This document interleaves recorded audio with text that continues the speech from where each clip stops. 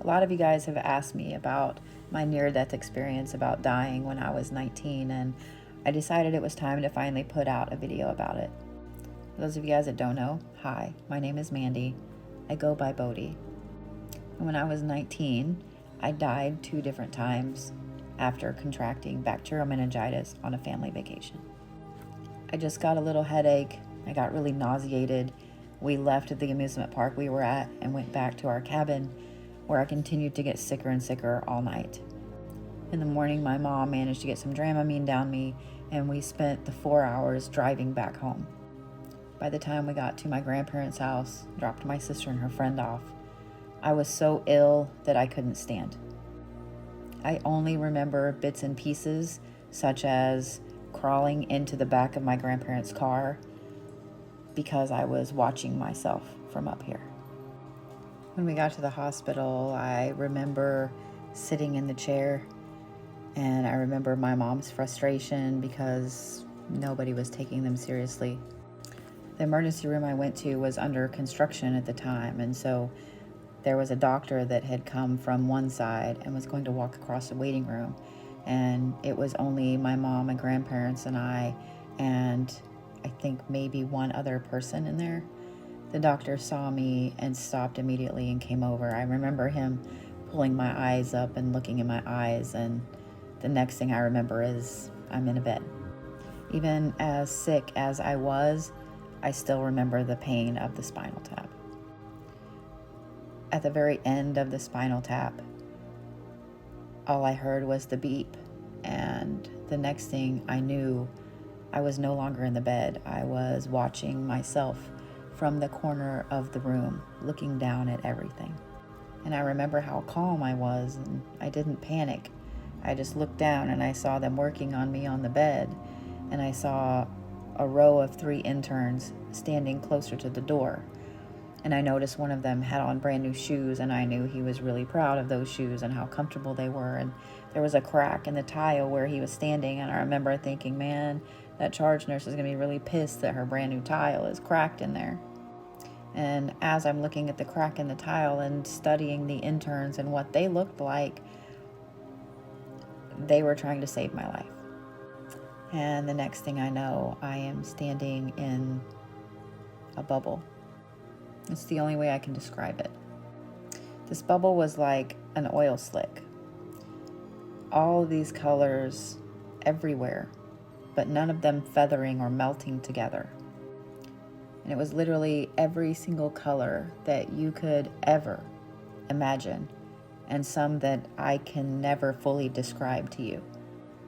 It was utterly glorious. And I was standing in a liquid up to about mid-chest, but it wasn't actually a liquid because it didn't feel wet, so I don't really know what else to call it. And I realized there were 2 beings standing across from me, and I feel like they were both male. Neither one of them actually spoke a word, and I didn't see any features. One was probably around 6 foot, the other probably 5'7", 5'8". All I could really make out were their shadows, and that was it. And as I stood there, and I noticed that there were 2 beings standing across from me, I realized in that moment, I'm dead. And as soon as I had that thought, I also felt every single emotion ever at the same time. The sadness of losing friends, the happiness of graduating high school, every happy event, every sad event, every high, every low at the same time. It was overwhelmingly glorious. I came from a family that had a lot of musicians in it on my mom's side, and I had played the trumpet all through high school, and I believe that I had a tiny bit of synesthesia because I could always kind of tell when the notes were wrong because of where they sat in my vision, if that makes sense. But being in this bubble, I suddenly heard all of these sounds, and I saw the colors physically with my eyes that each specific sound made. The notes that were higher pitch sat a little higher, the notes that were lower pitch sat a little lower, and some melodies became a pattern, became a texture. And I remember lifting my hands up out of the bubble and seeing that my fingers were colors. I physically saw the sound. I saw the music. I saw the frequencies. Now, at the time, I had no idea what any of that meant. The internet was just now becoming a thing, and to be honest, I spent the next almost 30 years of my life trying to figure things out. As I was watching frequencies move through my vision, everything went black. And then I woke up in a bed. And I only woke up because my arm was burning. And I realized I was in a hospital bed, and I pushed the button, and I told them that I was hurting and that someone needed to come fix the IV where my vein had collapsed. Of course, the nurses were extremely surprised. I found out later it's because I had been in a medically induced coma for 2 days.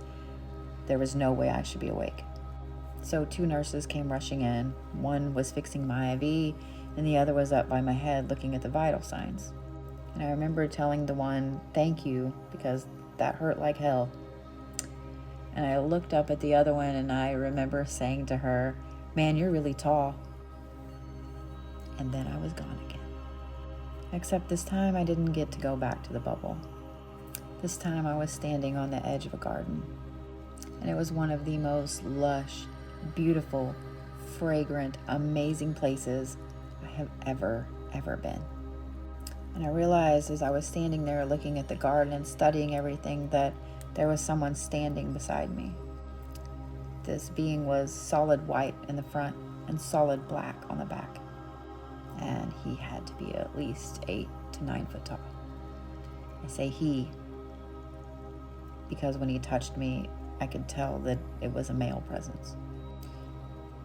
The only reason that he touched me is because I was watching the people in the garden. There were people everywhere. Some of them were reading, some were talking to other people, some were milling around, some were crying, some were laughing, some were studying the flowers and the trees. But a lot of them were right in the middle at this fountain. Big, massive, beautiful fountain.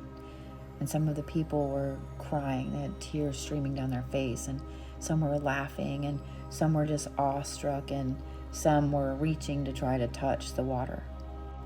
And my thought was, I'm going to go see what's in the fountain. And I tried to move forward and couldn't. And I remember registering the amusement on the being's face at me trying to push forward to go see what was in the fountain. And it's so funny that even talking about this experience, every single time I do, my whole body gets shaky, like I'm freezing and I can't control myself shaking. So as I stood there, the more I realized that I wasn't going to get to go see in the fountain, the more determined I was to go see the fountain. And I managed to move my right leg forward. And when I did, the being put his hand on my shoulder.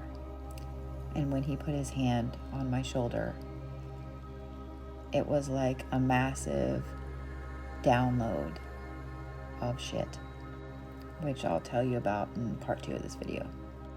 I was very blatantly told no, that I wasn't going to go look in that fountain, that I had to go back.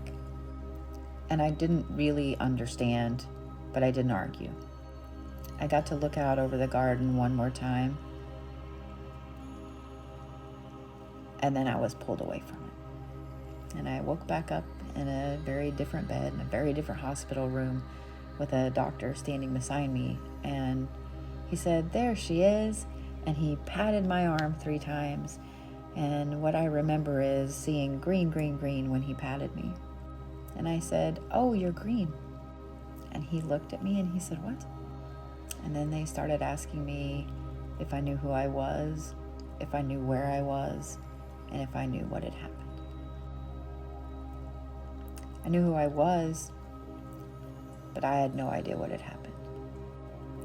I'll tell you the rest in part 2.